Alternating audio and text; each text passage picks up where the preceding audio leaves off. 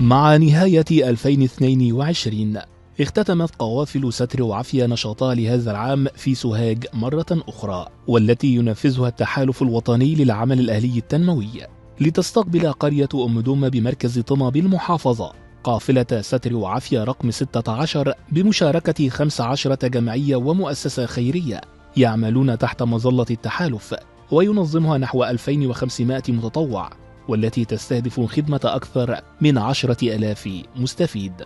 مركز البليانة وقرية أولاد علو هي اللي استضافت التجربة الأولى لينا كتحالف وطني بكل جمعيات المشاركة في قافلة ستر وعافية رقم 1.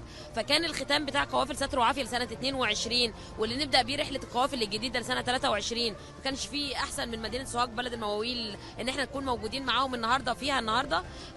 الأهم من كده كمان إن احنا كنا أطلقنا إن شهر ديسمبر هيكون شهر المتطوعين وشهر العمل ذوي الهمم والقدرات الخاصة.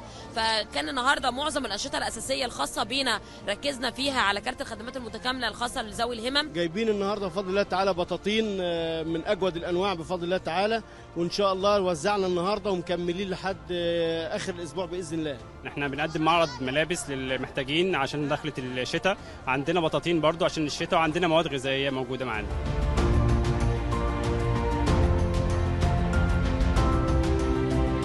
دورنا الاساسي وهو التوعيه باهميه الكشف المبكر عن مرض سرطان الثدي، غير انه هي بتعمل علاج مجاني للمرض، كمان بنهتم ان احنا نلف كل المحافظات عشان نقدم التوعيه. جايين في الطبي بدكاتره باطنه، اطفال، انف واذن، وعاملين صيدليه ميدانيه، واي تحويل لعمليات مجانا عندنا في القاهره. النهارده بمتطوعينا اللي بيمثلوا 200 متطوع متطوعه من مؤسسه صناع الخير متواجدين داخل القافله، مشاركين النهارده بغرفه قدم سكري، ودي بتقدم خدمات لاهالينا من مرضى السكر من تقديم غيارات، وكمان بنساهم في